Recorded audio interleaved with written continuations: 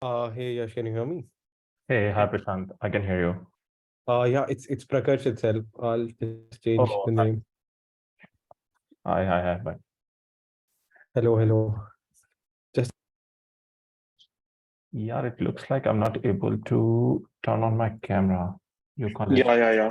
I'll me. just give you that. Just a second. Okay, no problem.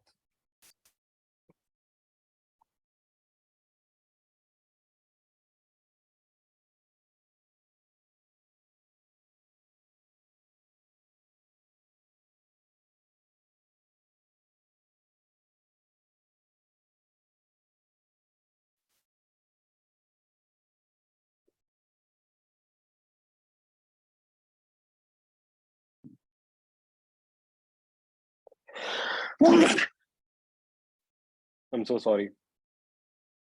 No worries, yeah. Hope you feel better soon, buddy. Yeah, man. Like I've been trying, and Bad timing, huh? yeah, man. It shouldn't have happened in COVID itself.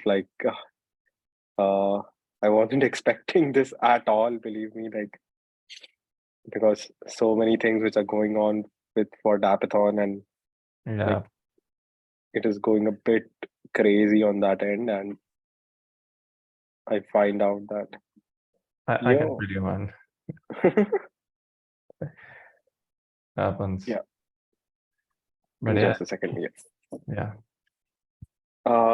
My God.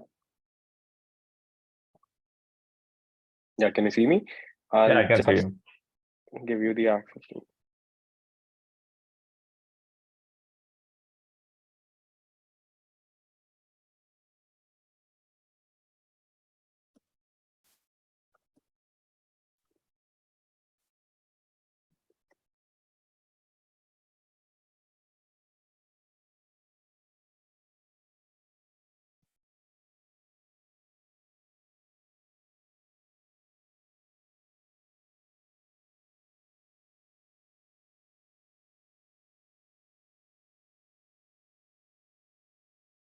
So I'll make you the host, Yash.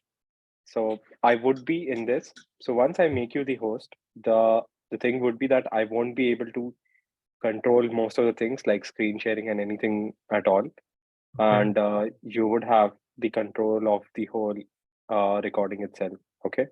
Okay, cool. So, yeah, because that is something I figured out with time. Like the last session, I gave the possibility of host, and I'll open the chat for everyone. Okay. Or else you can make me a co-host, no? Yeah, I kind of tried like multiple times, and I was facing issues with that. I wasn't able to make you that. Okay.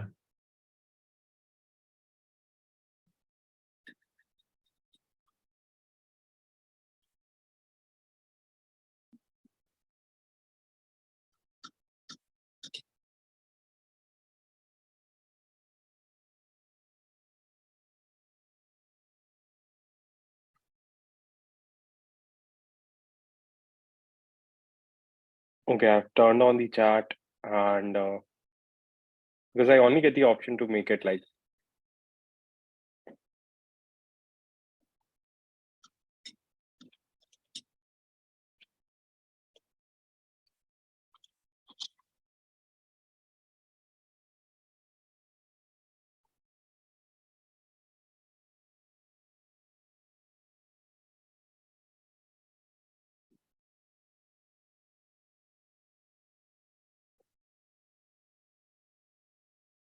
I am changing the settings to make you the host. Okay, Okay, cool.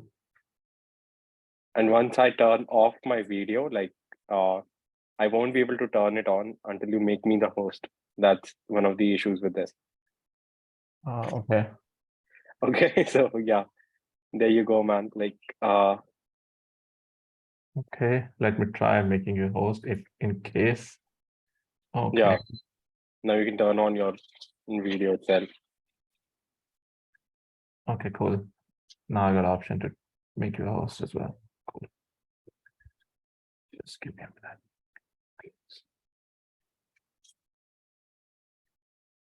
Hey, buddy. I see you, man. Great. Ready. So, okay. Nice.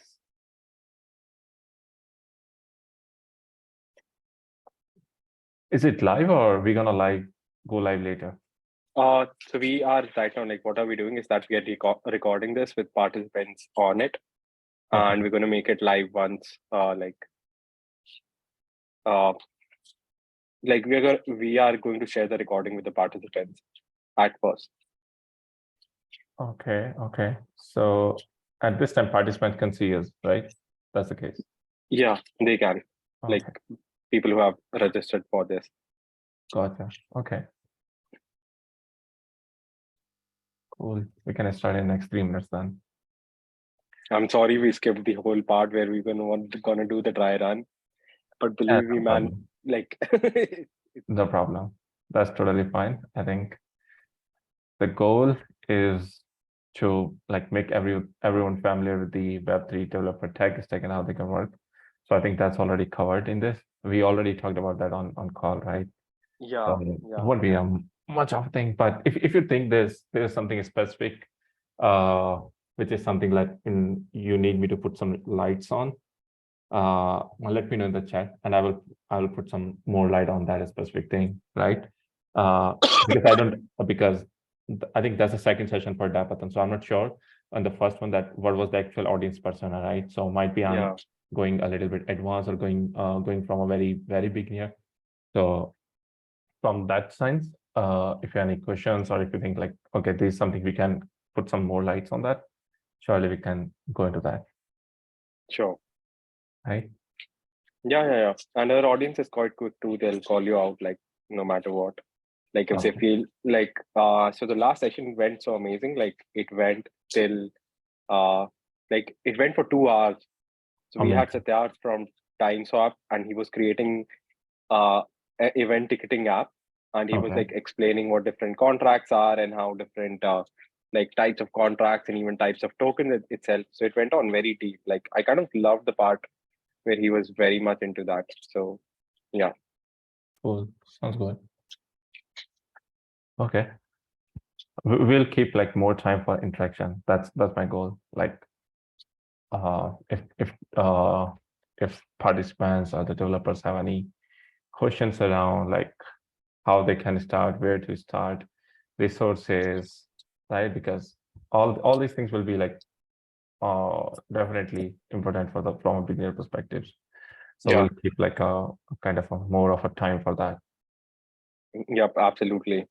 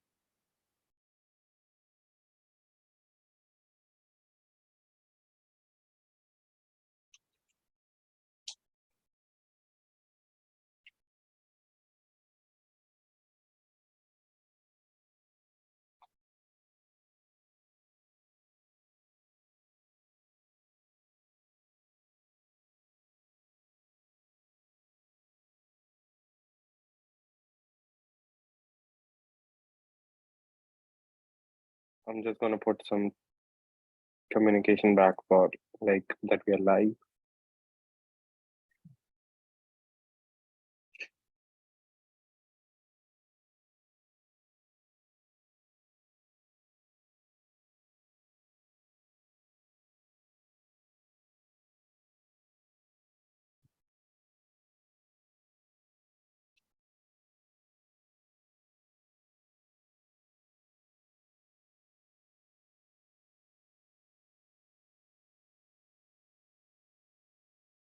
Good evening.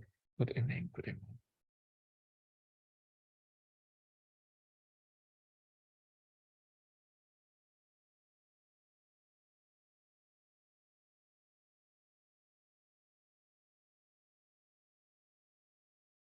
Hey, good evening, man.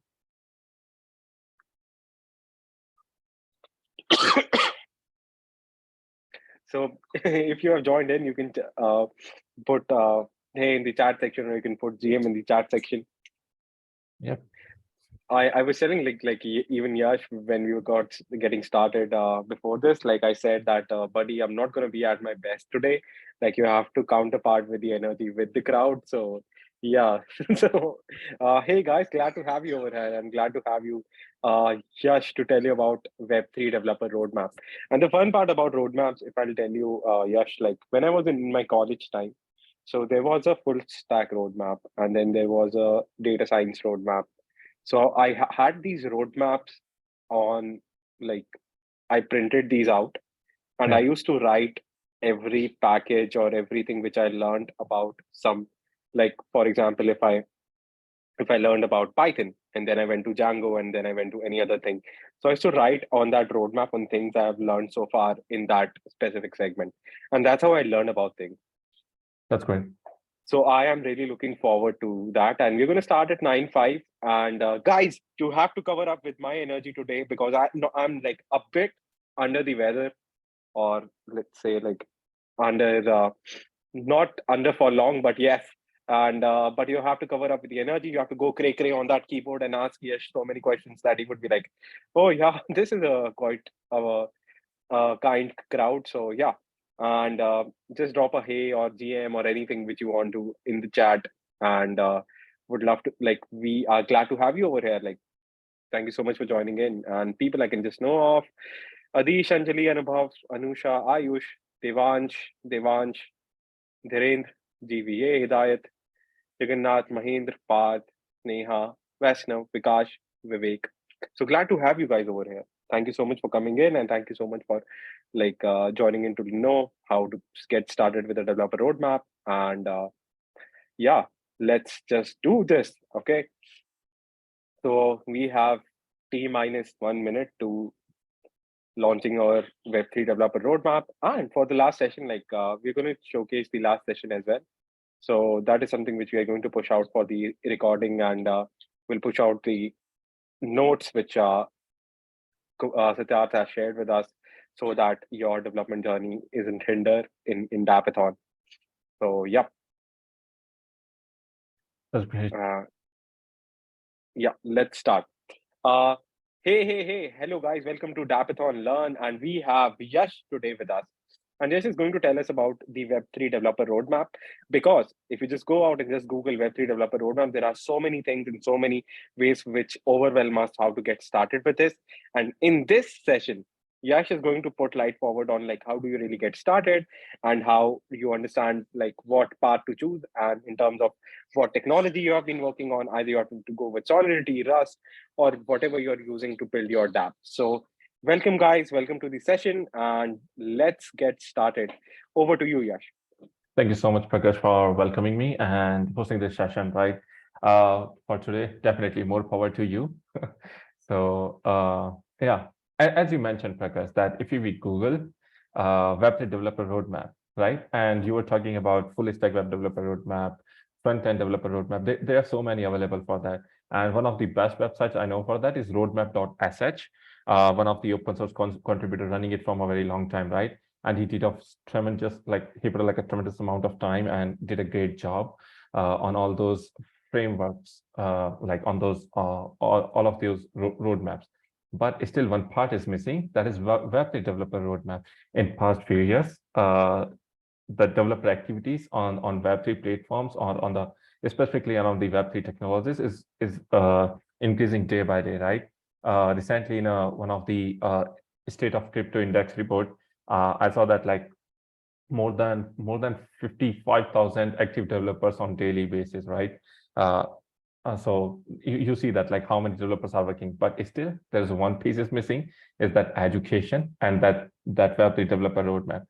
And when I was working with a bunch of other developers, I came across this problem, and I realized that developers like beginners used to reach out to me and like, hey Yash, where should we start?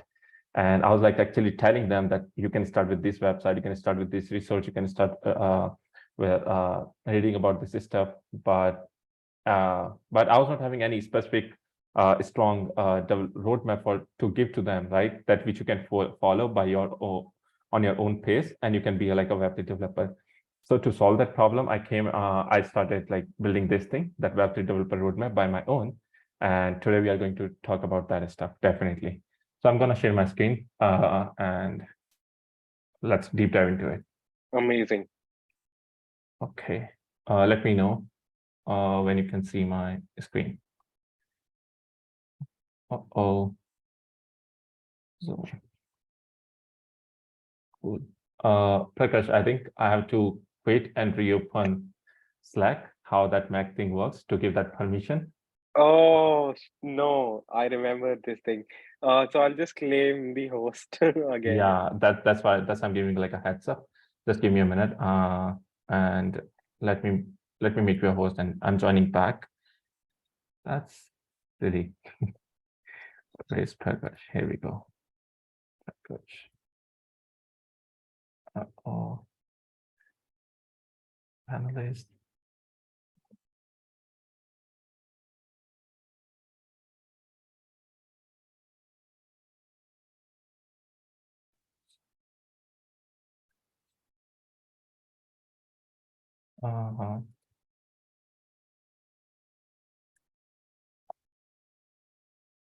Give me a minute. I don't know why I'm not able to make you host now. I just got back. Like I think I am host right now. You are host right now. Yeah. Okay, so I'm just leaving and joining back. Okay, give me a second. Sure. Guys, till then you have me. So if you want to ask me anything, go ahead and ask me. I am a bit, I'd not say under the weather, because the weather doesn't have COVID. People have. So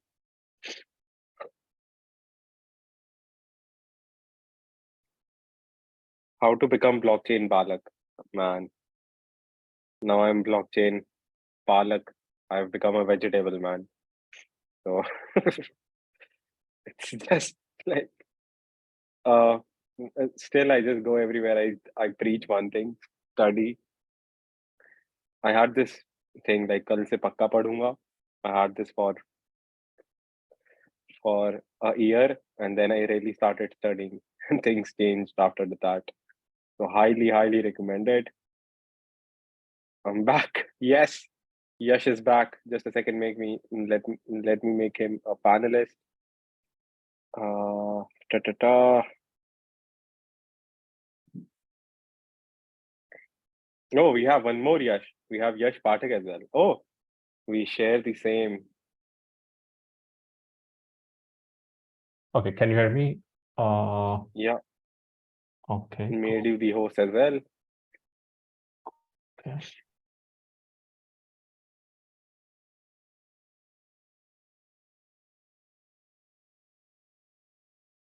Okay, works.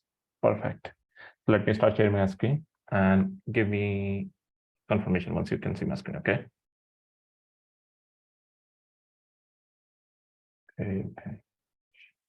Okay. Can you see my screen? Yes, we can. Okay, wait a minute. Perfect. So let's start with this.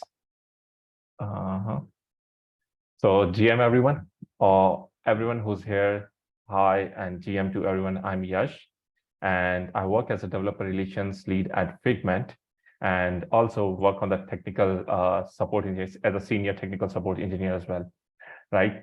So it's been 5 years to me in this space, in this crypto space, working specifically around the developer ecosystem, developer relations, developer experience, and yeah, so that's a bit about me. I won't spend much of a time on that, but you can connect with me on Twitter.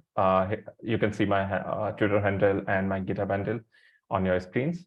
Or if you want to connect with me or want to explore all of the Web3 resources which I have created, you can scan the QR code which is on your screen to connect with me on all socials or explore the resources which I have created around Web3. right? That we can come back later, but that's pretty much about it. You can find me on socials with 0x Yash Sharma everywhere. Okay, so before we move into, or before we dive into this specific question, that what is Web3 Developer Roadmap? Where do we start? First, I want to cover it, that why Web3? There's already an internet, right, which is working almost fine accordingly, right? But why we need Web3?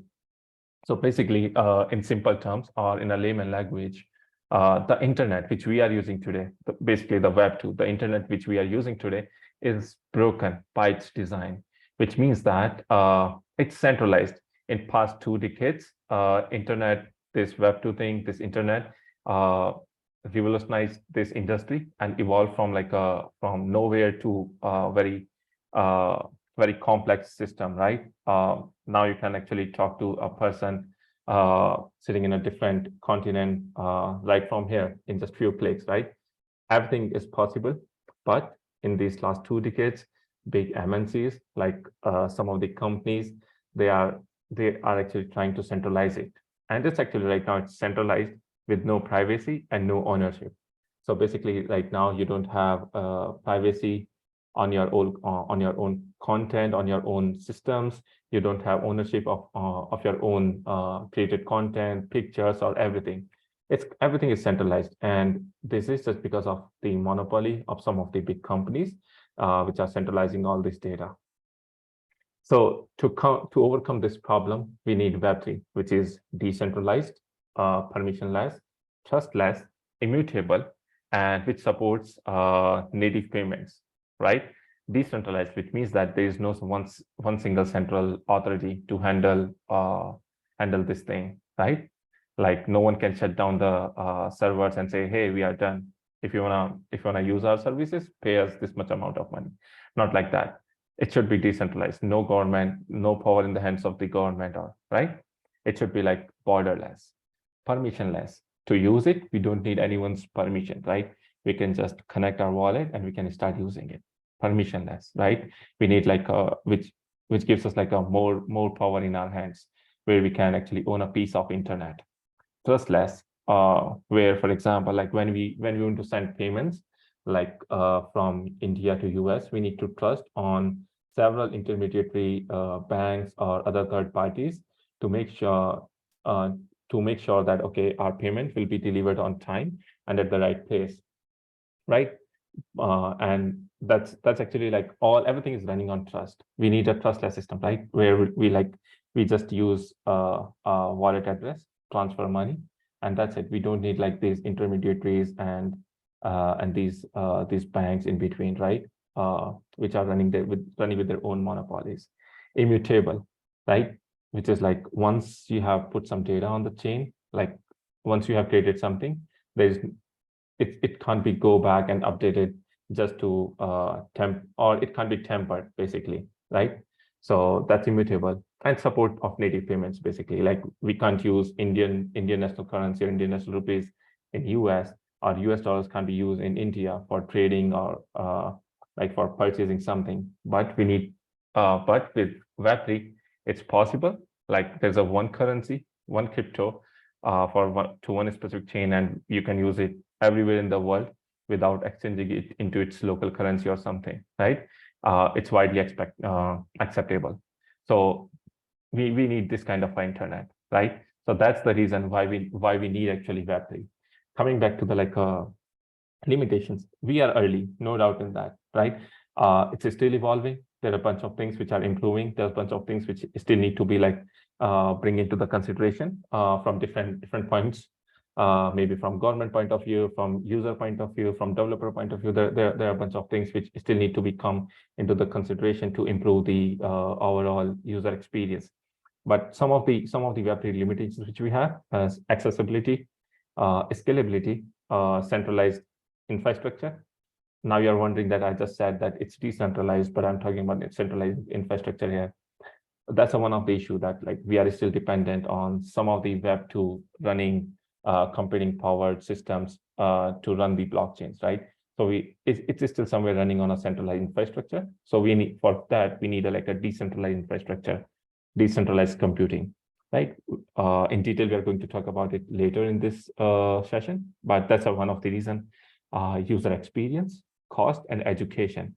So today we are going to talk about specifically around the education and how you can play your very important role in overcome these limitations, right? So that's the introduction. Going to the next part, right? Yeah, Web3 developer tech stack. So I just talked about these limitations. Now we are coming to the developer tech stack. Before we jump into actual roadmap, that how you can be a developer, first you need to understand that what's the actual developer tech stack looks like in Web3, right? And what are the different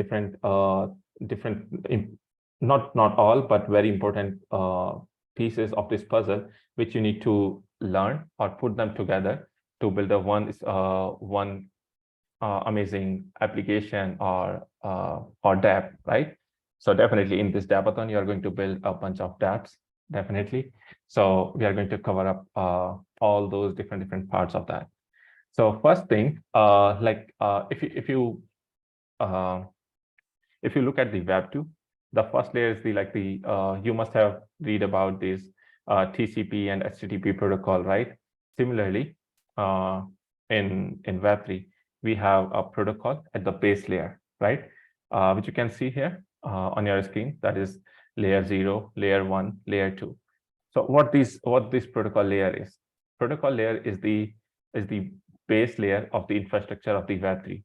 That's the main blockchain where you actually gonna run all of your services on top of it, where you're gonna build everything on top of it, which is going to provide you the security, and where is all of your transaction going to settle down. All right, that's the base layer. You can just call it as a foundation, right?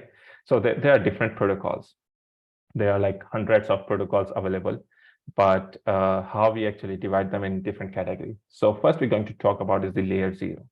Layer 0 protocol are the ones which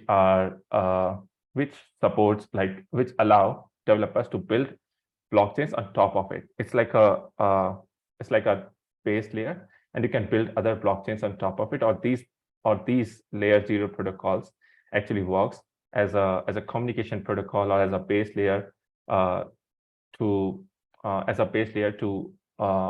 actually provide communication among other blockchains, right? So for example, if Polkadot is like a layer 0 protocol, on top of it, different like 5, 10, 15 number of blockchains can be built on top of it, and this will provide a connection or a communication between all of those blockchains. You don't need like a different kind of a technical stack to communicate among those chains, but you can just use this base layer foundation to communicate among those chains, right? So layer 0 protocols are the ones on which you can build other blockchains, right? So that's layer 0 in a layman language. Then we come to the layer 1. Layer 1 blockchains are the ones, or the layer 1 protocols are those on top of we built all these dApps, right? Like you are building a gaming platform, or you are building a payment application, or a decentralized version of PayPal, or decentralized version of GPay, whatever you are building. Like whatever dApp you are building is going to be built on top of this layer 1 chain, right? Like Ethereum, Solana, Near. These are the examples of layer 1 protocols, right? So that's layer 1. Then we come to the layer 2. Layer 2 are the ones which act as a supporting chain to the layer 1, to increase the some of the drawbacks which exist in the layer 1 chain. Layer 2 covers all those and help in accessibility and scalability of the layer 1 chain, like Polygon, Optimism, Arbitrum, which acts as a layer 2 to Ethereum, right? So this is the protocol layer. I'm gonna just look out for some questions if we have any. Prakash, if you are around, can you please check the chats and let me know if there are any questions or anything? Right now, I think we don't have anything, Okay. Yeah. Okay, cool. but I'll keep an eye. Perfect. If there are any questions, please let me know because I'm not able to see the chat automatically. Sure. Okay. So moving to the next layer of it, that's we call infrastructure layer. Infrastructure layer is like where different parts of this technical stack comes together to give a complete shape to your decentralized application. So one of the first things we're going to talk about is the node infrastructure. There are different companies like Figment, where I work, Alchemy, Infura, QuickNode. There are a bunch of companies which works on the node infrastructure side of things, and these companies actually offers you varieties of APIs to communicate with the blockchain, right? Why you need this node infrastructure? So basically, in Web2, as you have seen, that there are APIs which you need to communicate with the database, right? To save the data in the database or to fetch the data back from the database. Similarly, to communicate with the blockchain, to make your transaction successful, to send money, to receive money, or all this, you need APIs which can help you, like which can connect you to the blockchain, right? And let you communicate with the chain. So these node infrastructure providers like Figment, Alchemy, Infura, QuickNode, right? These actually provides you the APIs to communicate with the blockchain. These companies plays very really important part in the ecosystem, right? Because that's the first thing which you need to build your dApp and to communicate with the chain, right? So that's the node infrastructure. Second comes is the decentralized compute. Decentralized compute, that's I already talked about, like it's still running on some sort of centralized infrastructure. Decentralized compute means decentralized computing power, right? Like we are using decentralized computing power of the servers to run our systems. So that's decentralized compute. So that's one of the another part of this infrastructure for the Web3. Third, we come to the decentralized storage. Decentralized storage means I talked about immutable part, right? That once you put something on chain, it shouldn't be like you cannot go back and tamper that data. So where this decentralized storage comes, right? Where no one can go back and delete the data. So decentralized storage like RV, IPFS, Filecoin lets you put all your data on a decentralized ecosystem. So where there's no centralized server, right? There's no centralized authority, and all that data saved in encrypted form on the servers, right? So that's a decentralized storage which we use as a file storage system for our decentralized applications. So that's about the decentralized storage. Then next is the wallet key management. So in Web2, basically, once you build a mobile application, you give options to users to sign in with Apple, sign in with Google, sign in with Facebook, sign in with and a bunch of other options, right? Like sign in with GitHub.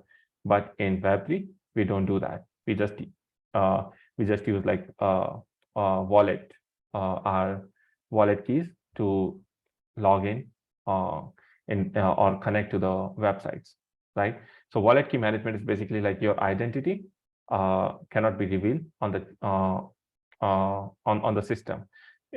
In Web2, if you want to sign up on a one mobile application, you have to give a lot of data, your mobile number to get an OTP, or email to verify you are a verified user, or and a bunch of these things, right?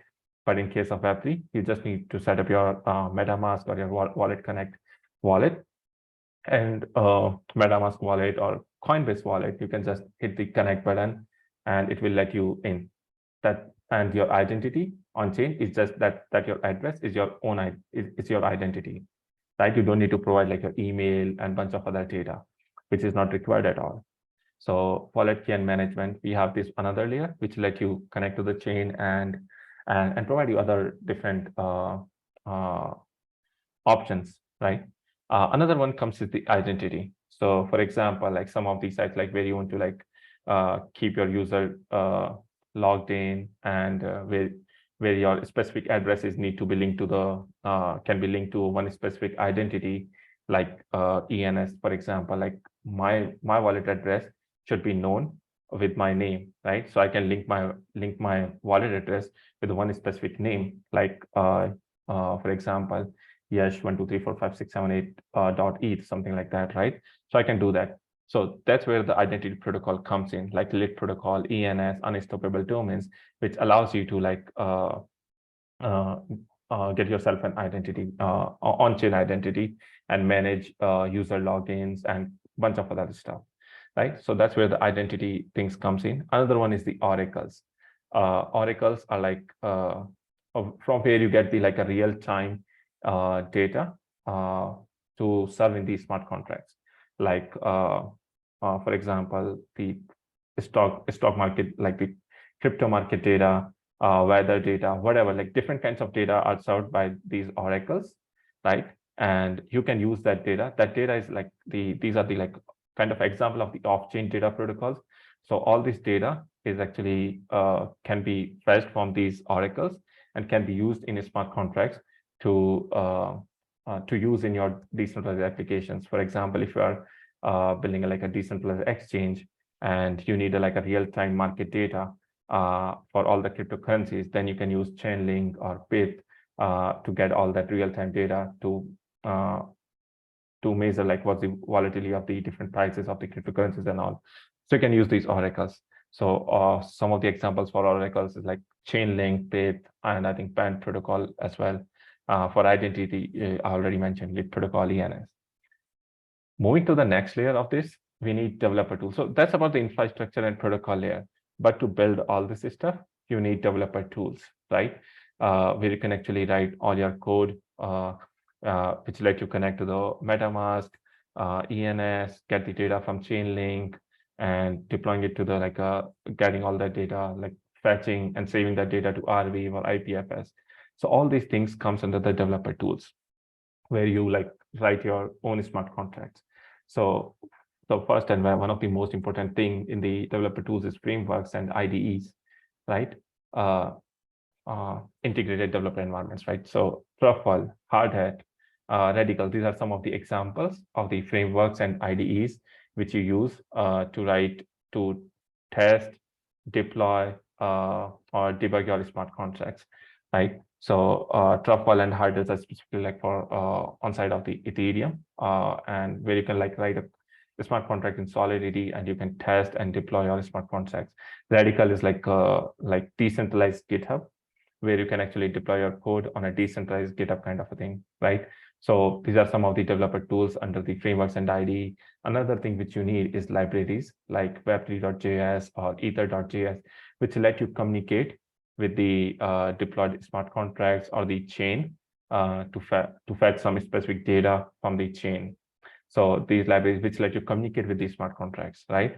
Another one is the testing and monitoring.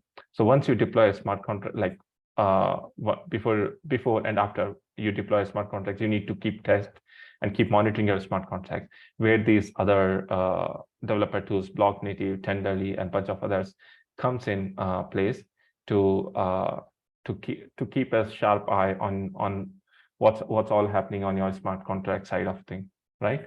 So it helps you with that.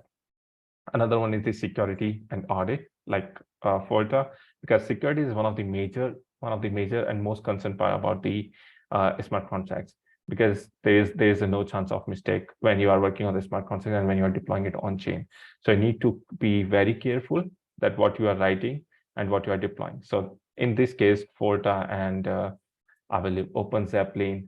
So these kind of developer tools comes in place to help you and audit and secure your smart contracts. Another one comes the messaging. So messaging, like whatever happening on chain, you want to get like a specific notifications when something triggers on your smart contract, on you are building something like a chat app or something, and where you need like this kind of notification things to be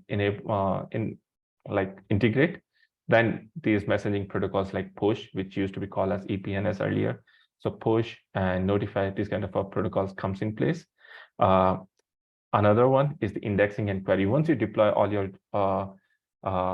smart contracts on the chain, it starts like users are starting interacting with it, and now all of the data is now being saved on chain, So now you want to fetch that data. For example, in Web2, what we do is whatever we need from internet, we just search it on Google and it gives back the result. But in case of blockchain, from where we should get that data? So for that, we have the graph, protocol, and covalent. So these actually helps us in index and query the smart contracts from the for on-chain data. Another one is the analytics, which is like another important aspect of the developer tech stack, because you want to monitor that what's happening, what are the you want to keep analyzing the different analytics for your smart contracts, for the chain, and right, which are helpful for you. So where it comes with Dune Analytics and Mesari and a couple of others as well. So that's a Web3 developer tech stack looks like. Protocol layer is the base, infrastructure layer on top of it, and then there's a developer tools to build all your dApps using that infrastructure on top of that protocol layer, right? So that's how this thing works. If you have any questions around this, please let me know. I'm holding it here for a few seconds. If no questions, then we are going to move forward. Because any questions in the chat? No, guys, like if you have anything you want to ask, like on specific, like in terms of developer tools or infrastructure or even layer, or you can ask on the very basic segment of it as well. Like, so you can just go ahead and ask him, like, can you explain the use of node infrastructure again? So Yash, I think you have a question for yourself. Definitely. So I can explain the use of node infrastructure again. Okay. So node infrastructure, right? There's a system, like there's a blockchain, but you don't have like a direct connection to talk to that blockchain. For example, like if you are sending like if you want to fetch some data from a specific chain, or you want to just query the chain, how you will query? You don't have any connection point in between, right? So that's where this node infrastructure comes in. Node infrastructure basically is nothing much. It just give you a API, like for example, just one API like xyz.mainnet.xyz.io/something, right? So that's a kind of API. You use that API to query the chain. So that's where this node infrastructure is like they offer different APIs, like node APIs to just talk to the like a specific blockchain. Then they have their own APIs like rewards APIs, staking APIs, enriched APIs, or NFT APIs for specific use cases. If you want to like query specific NFT API, NFT data, if you want to query specifically, like if you want to implement something around staking in your dApp, then you use staking API. So all these APIs comes from this node infrastructure to build all your systems. Like everything, like from a very complex tech and node running nodes and all that point of view, these companies, these node infrastructure provides take care of all that stuff, right? And they give you just APIs to use all those services. Another question is identity and ENS. Okay, so identity is explain indexing and query. Okay, so first identity and ENS. Identity is like, for example, you want to log in, like you are building like a website, like a chat app, right? And you want to assign an identity to every specific connected wallet, right? For example, if my address is 0x54B45D, something like that, and I want to, like that site want to give a specific username to my associated with my address in that community, can be done with the identity protocols, right? For example, take a ENS, like only one username or only one ENS domain can be linked to one specific wallet address, right? So that's how that, if you use that one specific ENS address to send money or receive money, you can do that instead of using the long, lengthy Ethereum address, right? So that's how these identity protocols work, solving your problem of your solving the problem of identity on-chain identity, right? So that's the identity and ENS in basic. So please explain indexing and query. So Anjali, your question, indexing and query. So for example, if you want to want some specific data that you if you want to search something on the internet, what do you do? Just go on a Google, you type something that I want I want a one specific song, right? You just type the name and Google search it for you and give you the result, right? And but on blockchain, how does that work? There is no Google for blockchain, but Graph protocol acts like a Google for blockchains, right? Where you can actually use GraphQL APIs to query the blockchain data. So if you want, for example, there's a smart contract deployed on Ethereum. For example, take an example of the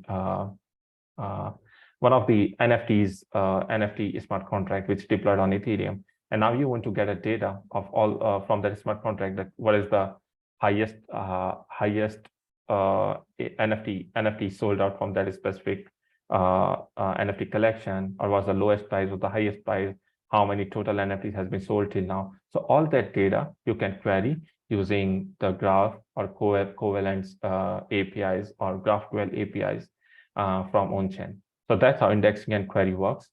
I hope you got it, right? Another is these different layers. What is the difference between these layers? Okay, so these layers are to just you mean these these different protocols, right? Layer 1, layer 0, layer 2, right? So layer 0, as I mentioned, that layer 0 is the complete base layer of the ecosystem, right? It allows you to build other blockchains on top of it. For example, Cosmos offers Cosmos SDK. You can use that SDK, and stands for Software Development Kit, right? So you can use that SDK to build other blockchains. Like there are a bunch of other blockchains are there in the Cosmos ecosystem, which actually can easily communicate with other chains. And that's possible because of that Cosmos SDK, because all these chains are based on that Cosmos SDK and and use a similar protocol under the hood. So it allows them to communicate. Similarly, Polkadot is like a basic layer, right? And there are other chains built on top of it, and Polkadot provides them a security and all other necessary things which need to run those blockchains on top of it, right? So layer 0 is that. Layer 1 is the blockchains which are on which dApps can be built. Other blockchains can be built on top of the layer 1, but decentralized applications built on top of the layer 1. Layer 2 blockchains are the ones which act as a supporting chain for layer 1 protocol. Like Polygon acts as a supporting chain to the Ethereum, right? To solve some of the drawbacks which we had in Ethereum, specific to like scalability or transaction speed or high gas fees. So these kind of problems are solved by these layer 2 protocols. So hope that works, right? How distributed compute work, or they work same with distributed systems? Abhijit, right? These decentralized compute, that actually works as definitely as distributed systems. You are correct. You can call it like a distributed, decentralized or distributed systems, exactly. Okay, moving to the next slides. Right, why we need a roadmap? Because we already know that all these things exist. We can learn them anytime as we need. But why we need a roadmap for that? Because there's a lot of chaos in this ecosystem. Like there's a lot of chaos.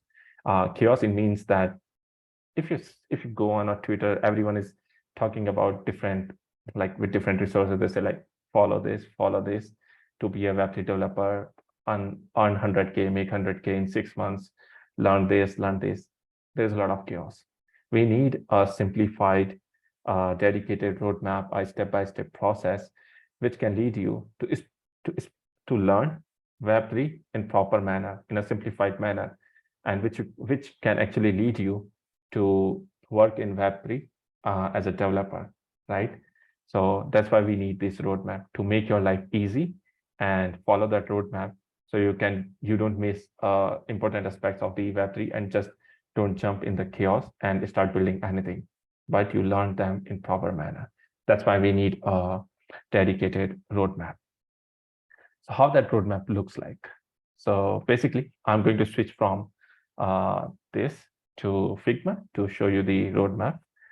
Basically, it's gonna be look something like this, but let's move to here. Can you give me just heads up that if you can see my Figma screen? Okay, I got it, yes. Okay, perfect. So let me just zoom in a bit. That's what the Web3 Developer Roadmap starts, right? So this roadmap based on my learnings, based on my understandings, depending on you, you can like iterate it, reiterate it, you can just change it, what's working for you. But what worked for me, what I think, what is definitely necessary for anyone in this industry to follow with a specific, in a specific manner to learn Web3, that's the roadmap, okay? So definitely we're gonna jump into talk about more in details, but starting with basics. So to learn Web3, one of the most basic thing is you need to understand basic internet fundamentals, how internet works. You all are here in the Dappathon. I'm assuming that you already know that how actually internet works. But if you don't, or if you have any like other questions, you should like just give like a few hours to understand that how existing internet works, like how HTTPS, TCP protocol, and these different communication protocols work, right? So basic, one of the most necessity to understand or to jump into the to be a Web3 developer, you need to understand that's how basically this internet works. Second step is the understanding the blockchain fundamentals, like what actually blockchain is, how blockchain works, what are the different types of blockchains are there, what is consensus mechanism in the blockchain, what is proof of work, what is proof of stake, how nodes work, how APIs work, like we just talked about the node infrastructure, right? So you need to understand that how nodes work, how these APIs work, how these APIs actually let you connect to the blockchain, right? What's actually happening behind the curtains on the side of node infrastructure, right? What are these nodes, where they run, right? What are smart contracts? What are these smart contracts? Where you deploy, how these smart contracts actually work. So you need to understand these basic blockchain fundamentals before you jump into the dedicated developer kind of things, right? So first, I encourage you and recommend you to first learn these blockchain fundamentals. One of the best place where you can start is there are a couple of there are a bunch of resources available on like Build Space, Learn Web3. There are some of the resources available on Figment Learn. So these are some of the places where you can start about these basic things. Also, I highly encourage you to read the Bitcoin white paper. Not 100% sure that you will understand everything in that, right? But once you start reading it, you will start like understanding that how actually Bitcoin was created, what was the mechanism, and how these things work. What is like proof of work? What is this consensus mechanism? So first, learn the basic blockchain fundamentals. Moving to the next part is the front-end knowledge. Like in Web3, I have seen a bunch of people just thinking that they are a Web3 developer. They just directly jump into the smart contract development. But that should not be the case, right? First, you need to learn the front-end knowledge. If you're coming from a non-front-end background, or you don't know front-end, so you need to learn front-end first. Just basic HTML, CSS, JavaScript, some of the JS frameworks, like front-end frameworks like React.js or Next.js. React and Next have like a huge resources available on the internet. So you can definitely just go search even on the YouTube or Free Code Camp, bunch of resources available to learn React and Next and TypeScript. So first learn these basic things like HTML, CSS, because whatever you will be building next in this part, like or for the when we will go to the dev development, whatever we will be building, it will require a front end for users to interact with your smart contract, right? And front end is a very important part of it. So you first understand and learn front end. You should have like all these things in your hands that, okay, you know about all this. Next is, once you learn this, next is the specific program language you want to learn to work on. So majorly in this industry, like there are a bunch of, like there are a couple of other chains which specifically use different programming language for the smart contract development on their blockchain. But majorly Solidity and Rust are the two most popular ones, which works majorly with every other chain. So you can, it's not necessary that you need to learn both of these two at the same time, but you can pick one which gives you like the most interest. And one of the major problem which I have seen with developers is that before choosing the programming language or before even learning the front end, they first choose the ecosystem to be they want to be the part of, like they want to be the part of like a Polkadot ecosystem, Ethereum, Solana. These are protocols. You can move to these protocols anytime. First, you need to understand that how you can build on top of these blockchains, right? So don't yourself like stick to one specific ecosystem that I just want to work in this ecosystem only, and I just want to learn this. If you're just like there's like a large number of learning resources available for Ethereum, so you can surely go with Solidity first. If you're new to this, I believe it will be like give you like a kickstart and it will be easy for you, right? So you can start with Solidity. So in Solidity, what you will learn, you need to learn like a basic concept of Solidity, syntax, types, variables, scope, arrays, loops, etc. That how you write all these things, like how you write a simple program in JavaScript. Similarly, how you can write a similar of that in Solidity. If you are very familiar with JavaScript, Solidity won't be complex for you. Okay, so I recommend you go with one of these programming languages, either Solidity or either Rust, right? So you can go with this, learn about this, that libraries, constructors, and all this in the Solidity. Once you will learn one specific programming language, it will give you like a boost to move to the smart contract development, right? So going to the next part, give me a minute. What's happening? Why I'm not able to? Okay, here we go. So next is the smart contracts, right? Now you have front-end knowledge. Now you know the basic blockchain fundamentals, front-end, and now you know one of the programming languages from both of these two, like Rust or Solidity. Next is to implement these, use these programming languages in real life implementation. So this time you have to build your own smart contracts.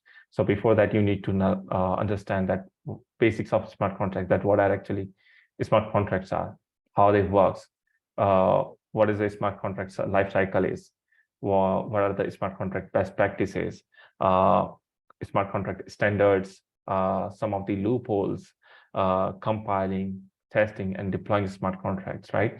That where you compile, where you deploy, and where you can test and debug your smart contract. So these are some of the things which you need to learn. Interacting with deploy smart contracts, it will come next in this roadmap.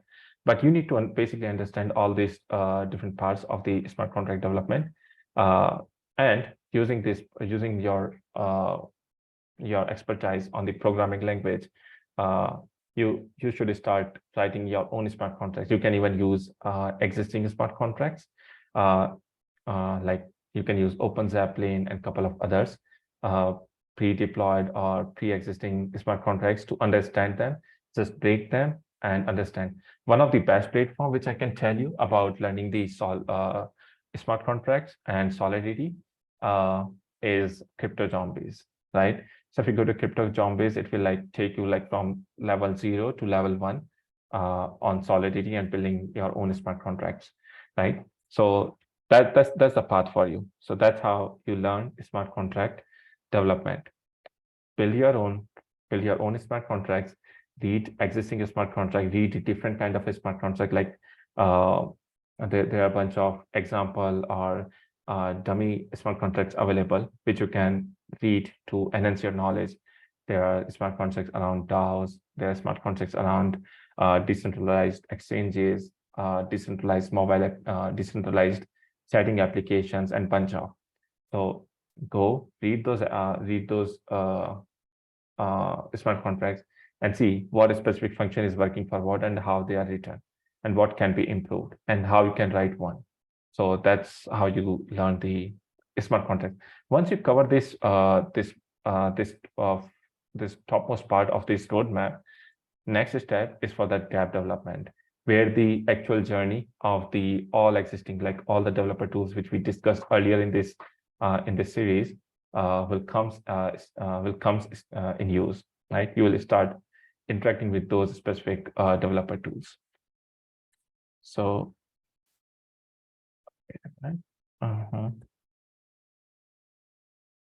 let me refresh this page so I can show the whole smart contract. Okay, so now comes to the dApp development part. So once you learn smart contract, next is to once you know basic about these smart contracts, right? Now it's time to when you are creating your own smart contracts, right? Now it's time to test your smart contracts, deploy your smart contracts on chain, basically on test nets, and interacting with them, right?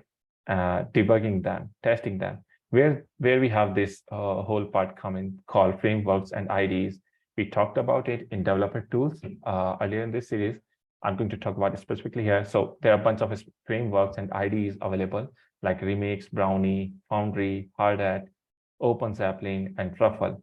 So they are some of the most famous frameworks and IDs among developers. And there are several others as well, which we can use to deploy smart contracts. Like Remix is one of the most known for testing and deploying a smart contract, Ethereum smart contracts, or Solidity, basically the Solidity smart contracts, right, on test nets, or to play around with that. So you can use Remix. There are a bunch of good documentation available around Remix, Hardhat, Truffle, and OpenZeppelin. So you can use the official documentation to learn this, but you should follow. So before moving to the next step, you first start writing, deploying, testing, debugging your smart contracts. So that's the first part, and these frameworks and IDs is going to help you in that. So first learn Remix or Hardhat or OpenZeppelin, any one or any two of these, and then you can move to the next step. Next step comes is the libraries. Once you deploy your smart contract on the chain, next step is to communicate with that deployed smart contract, right? You want to communicate with that. You want to send data. You want to trigger the smart contract. You want to fetch some of the data from the smart contracts and all that. In that case, we have specific libraries like Ether.js, Web3.js, and all these, which actually let you communicate with the blockchain, communicate with the smart contract. So you need to learn about these libraries, that how you can actually communicate with the chain, how you can communicate with the deployed smart contracts. So that's the next step in the dev development. Moving to the next step is decentralized storage.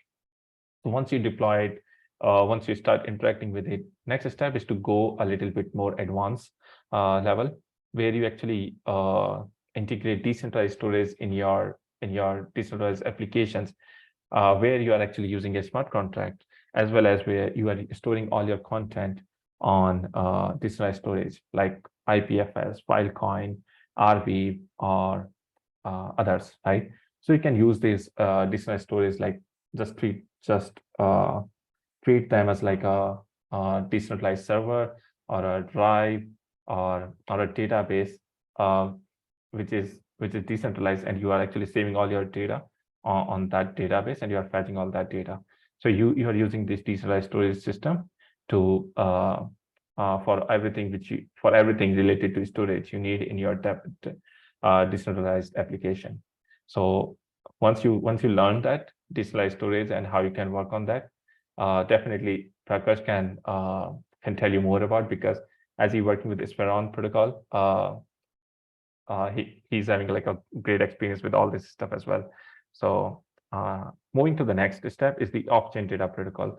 So once you learn this, it's time to go a little bit more advanced, and where you actually need to learn about the off-chain data protocols like Ceramic or ThreadDB. So what are off-chain data protocols? Off-chain data protocols are like which store all the data off-chain, right? And make it available to you whenever you need it. And these solve the problems of the accessibility and scalability on-chain, right? Because on-chain data might like have some pros and cons of it. So off-chain data can help you with that, right? So these kind of like tools like Ceramic, ThreadDB, they store all that data off-chain and makes you available or makes it available to your chain whenever you need it. So you need to learn about these off-chain data protocols. Next is moving to the oracles. Once you learn about off-chain data protocols, oracles will be really easy for you as well. Oracles, what are oracles? Oracles are basically like these are like a kind of off-chain data protocols, right? Which they store all the data like related to finance, related to like crypto, finance, crypto, weather, sports, whatever kind of a data you need. These oracles actually store that data and makes it available to your smart contract when you need it. So you can implement some functionalities in your smart contract to fetch all that data in a real time, right? Like if you want to need like a real time pricing of the specific crypto in your application, right? So you can use the oracles for that.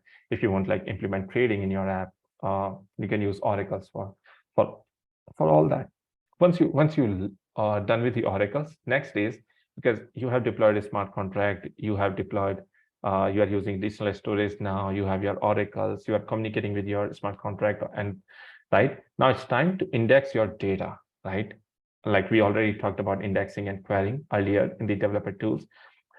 This is the place where this indexing and querying comes in the place in development, in tab development, where you already have like all the pieces, all these different puzzle pieces put together, and there's the last piece coming in to make your data available whenever you need it. For example, you deployed a smart contract, now you want to check specific things about your application, like if, for example, you deploy the NFT smart contract on Ethereum, now you want to know like the price of the like the topmost NFT ever sold from your NFT collection, or the lowest price, highest price, or the most rarest NFT in your NFT in your NFT smart contract. So all that data can be indexed or can be queried using the graph or covalent other right. So that's what the overall developer roadmaps looks like. We are on time. It's already 10. So I will give you the rest of the time to you to ask questions, but that's not the end. This is just the roadmap, which actually lead you from 0 to 1, and to go from 1 to 10 to 100 to that level, you need to keep learning and keep building this stuff. Keep learning, keep breaking this stuff, and keep building this stuff. That's how you learn. And always build in public, learn from others. That's how things work in Web3. If you're just building by your own and you get stuck, you won't be able to figure it out by your own easily, as compared to if you're building something in public and getting help by others. So build in community, keep learning and keep building. So that's a bit about me, guys. That's a bit about the session. Moving to the next. So yeah, thank you, and let's build the Web3 together. Moving to the questions. I'm gonna check chats now. Prakash, and you have anything to? Yeah, I think we have a question from Abhijit. Okay, how to get internship as blockchain developer as a college student? I've aspired to 10 to 15 jobs, but not getting shortlisted for roles. I have made 5 projects on blockchain. Ethereum. One reason I found that for internship entry-level jobs is asking for 1 or 2 years of software development, then I jump in Web3 ecosystem. Okay, so I think Prakash and we both can answer this question because we both have experience coming from the similar background and doing our own hustle in the Web3.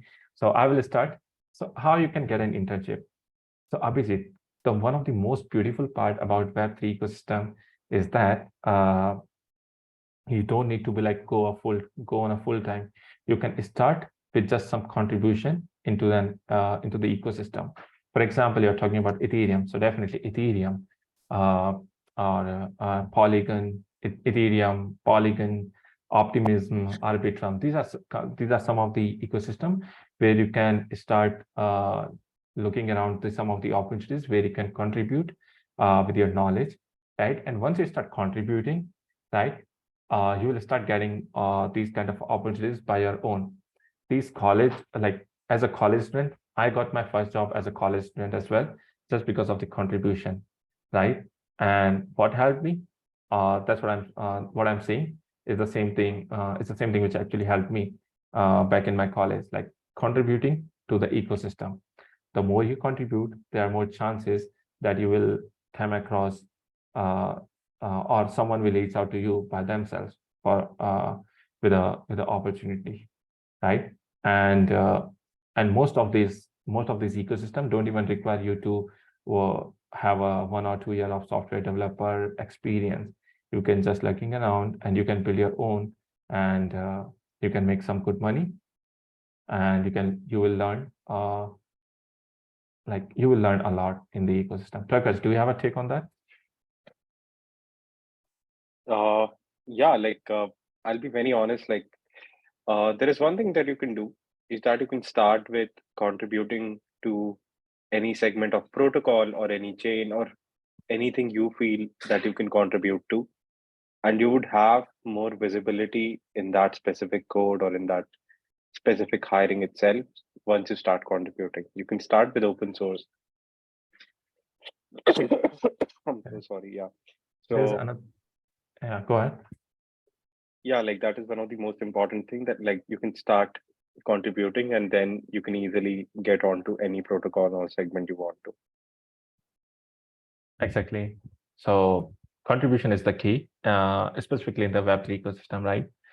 It works across other industries, but in Web3, that's the key. So more you contribute, there are higher chances that you will get an opportunity. Another question is from Karima. I'm doing front end as of now. So should I first go full stack in it, or should I start learning about Solidity and after learning front end frameworks? So Karima, you are learning front end. So I encourage you to full stack. It doesn't mean that I don't want you to go completely full stack, but yeah, I encourage you to have a full stack as one of the other skill set in your dev toolbox, right? So once you learn front end, definitely go a little bit more about back end as well, right? Start building some applications where with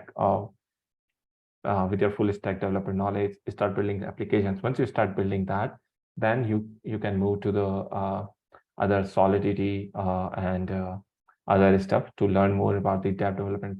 Why I'm saying that? Because it will give you a practical difference or practical knowledge. That was the difference between building a full stack application in Web 2 and building a full stack decentralized applications in Web 3. So it will give like a practical difference, right? And it will help you. It's gonna help you a lot. So I think go that way, and it will be really helpful. So yeah. Any other questions?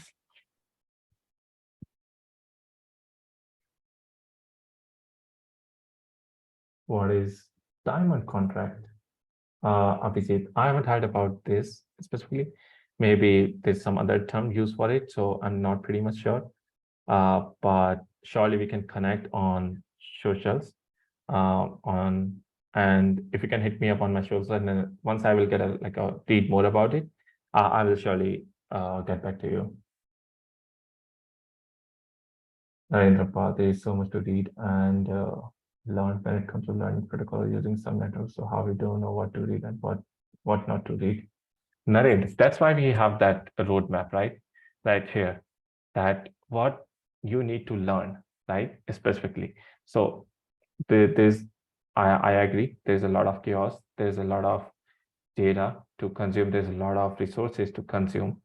But what I said is start from basics and then go into deeper one by one. Like you jump into the smart contracts. You learn is what is smart contract. Then you start going into the deep that how actually smart contracts can be deployed and tested. Then you move into the next step is that how smart contracts can be how someone can interact with the deployed smart contracts, right? So related to these steps, read about those resources. Don't read like a random resource, like jumping here, jumping there, and like whatever you have, just trying to consume everything. Try to consume the resources which are like in a hierarchical manner. Okay, now you understand the basic part. Now move to the another like a advanced part of it, that how that actually things work. Once you understand that, move to the next. Crypto Zombies looking amazing. Definitely, Crypto Zombies is the one of the best platform. And for Rust, that one is for Solidity. And for Rust, we have the Rust book. If you Google it, there's a dedicated complete website, and there's a PDF as well, the Rust book, which is really helpful if you want to learn Rust instead of Solidity. So you can check it out that as well. What should be learned for JavaScript or Solidity for better understanding? First, you learn JavaScript, Ansh, because that actually going to help you in your front-end knowledge. And once you learn JavaScript, Solidity will be quite easy for you to understand and to work with. Is having knowledge about JS enough, or should I check out TS as well? Garima, having a knowledge about JS is definitely good, and it won't let you like stuck anywhere. But having a knowledge about TypeScript is definitely a plus point, because if you go like in a more professional development, right? TypeScript is the one which like most of the developers or most of the companies prefer to use, right? So it's a plus point. So once you are like completely familiar with JS, then move to the TS, and it will be a plus point for you always.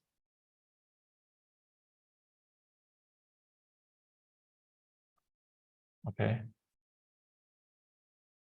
We have like, we can stay. Prakash, I'm going to over it to you. Now you can be a host. Let me make you a host. Okay, you are a host now. Amazing. It was quite good. Like I was quite intrigued. Like the roadmap you made, like it made me remember roadmaps.sh. If you remember that, Yeah, exactly. that was like very famous at when we were kids, right?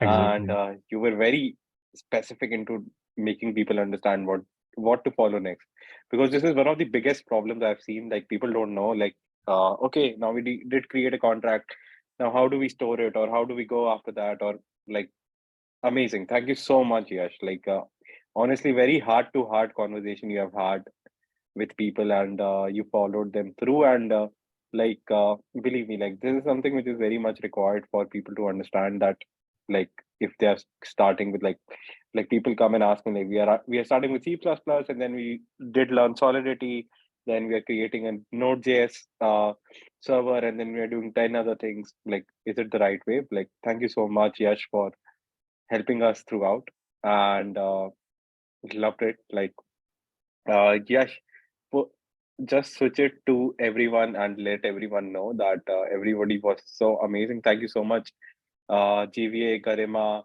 Anjali, Abhijit. Thank you so much, guys, for attending this, and hopefully you have learned a lot.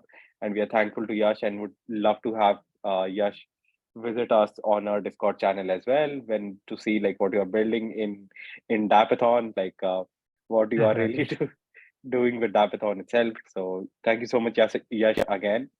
And feel free to reach out to Yash anytime you want to.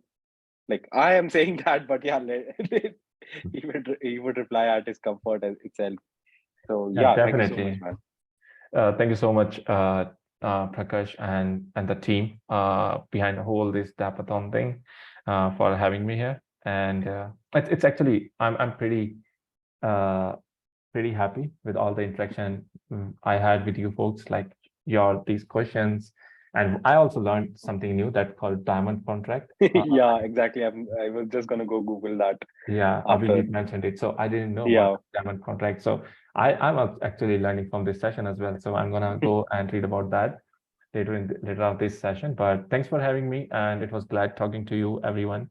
Uh, you can reach out to me on Twitter, and I will try my best to answer you. I'm already on Sphere on Discord, I believe. And you can, yeah, I'm on Sphere in Discord. And I'll tag him. I'm I'll gonna tag just him. say a GM in DM chat. Oh, You can amazing. find me. Yeah. Okay.